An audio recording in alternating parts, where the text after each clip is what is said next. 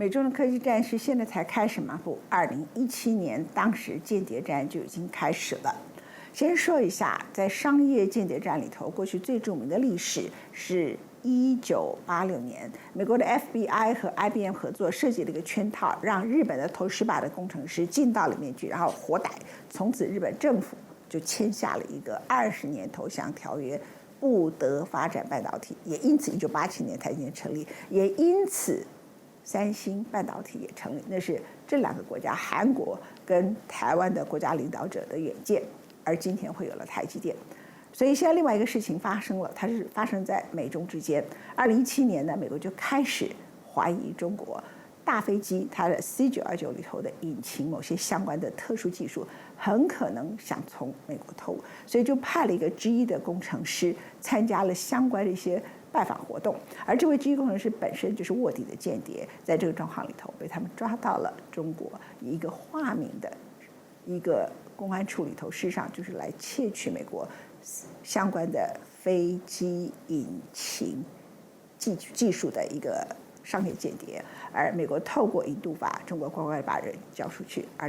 2023年的时刻呢，联邦监狱在2022年11月的时候，联邦监狱呢正式的进入了这位特殊的受刑人，他的名字是42岁的徐延军。2022年11月，位于纽约州的联邦监狱来了一位身份特殊的受刑人，他是42岁的徐延军，第一个被美国从海外引渡且成功定罪的中国情报人员。拥有江苏省国安厅副处长身份的他，为何会沦为美国的阶下囚？一切都要从2017年开始说起。一名在通用公司担任航空工程师的华裔员工，在商务社群网站领英收到了来自中国的邀请，愿意提供机票和演讲费，请他去南京航空航天大学演讲，顺便回老家探视家人。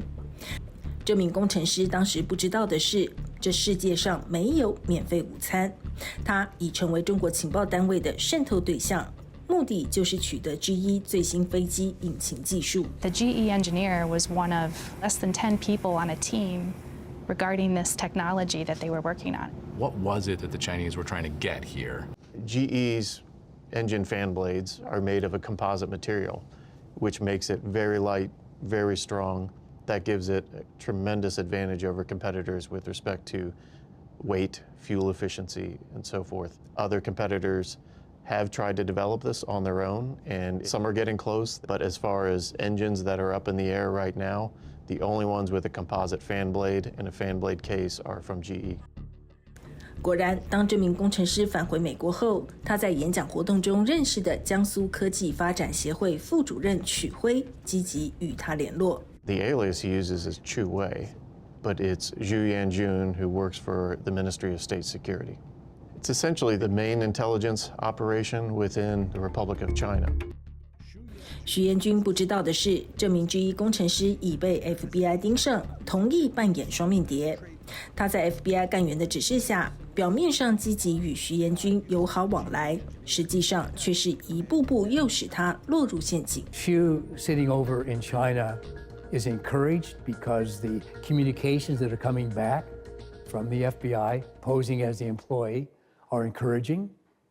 So Xu thinks the GE engineer is a spy for China. He's moving in that direction.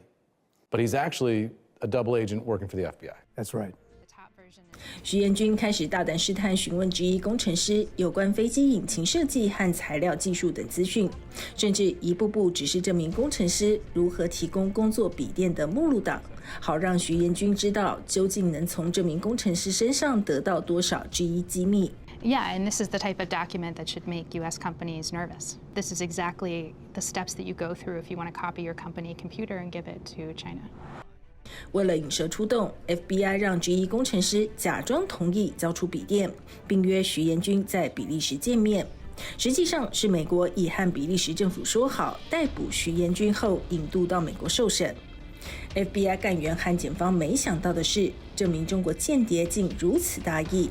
iPhone 里不但有Ge工程师的往来讯息和工程师家人的照片，重要工作历程还备份在 iCloud 云端，几乎是空手交出所有定罪证据。Nobody's even seen this form before. that form there? Yes. He had taken pictures of his cadre application with the Communist Party, walked through his work history from college into the MSS and all the different jobs that he had with the MSS until he rose to the position of Deputy Division Director. So this is literally the resume of a Chinese spy. That's exactly what it is. The United States has never captured an MSS agent before, is that right? That's correct. 徐彦军被联邦陪审团判定包括窃取商业机密等4项罪名成立，法官去年底宣判他必须服刑20年。中国驻美大使馆透过声明强调，中方从未参与，也绝不支持任何人窃取商业机密。有专家认为，徐彦军之所以大意落网，全是因为北京太急着取得制造100%国产客机的技术。The Chinese have been trying to develop engine technology on their own. There have been people in China who have been looking for alternative means, so to speak, to obtain this technology that they couldn't develop regularly and legitimately. And those are the spies? Yes. Creating their own commercial aircraft is perhaps Xi Jinping's top commercial priority. He has associated himself personally with achieving this mission. The political incentive for anyone in China in this sector is sky high.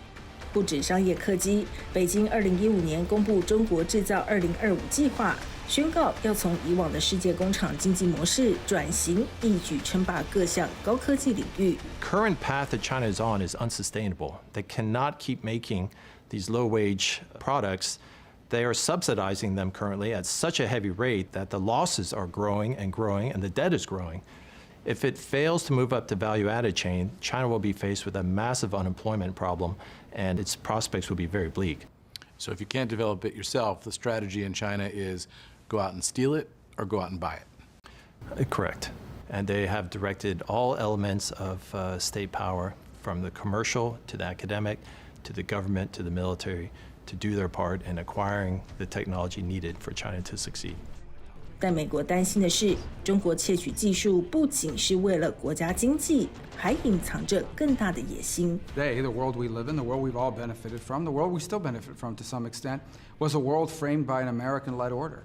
Now, if they are dominant in these fields in the 21st century, the entire world will be responding to Chinese standards, which is leverage in and of itself over geopolitics, over decisions that policymakers can make, over society. The old notion of 20 years ago what national security was, of who's got the most planes, tanks, ships, and guns, is no longer the case. Who controls these data flows? Who has the most advanced wireless communications? Who controls overhead satellites? Who is going to make the most advances in synthetic biology or controls next generation energy? That is all within the gambit now of national security. When you look at what China's doing here, is China's goal to compete with American companies, or is China's goal here to eliminate American companies? Well, their definition of competing, I think, involves embracing the idea of eliminating. We are in essentially one of the generational challenges that we've experienced. Are you confident we can win it? Yes. Why? Ultimately, our values, our free market system, I think will prevail, but we need to not let our foot off the gas. What's the way for the United States to win this espionage war? We have to wake up. We have to have a partnership between corporate America and U.S. counterintelligence. What torments me, and it should torment every past or current counterintelligence officer in the United States, is that we haven't caught them all.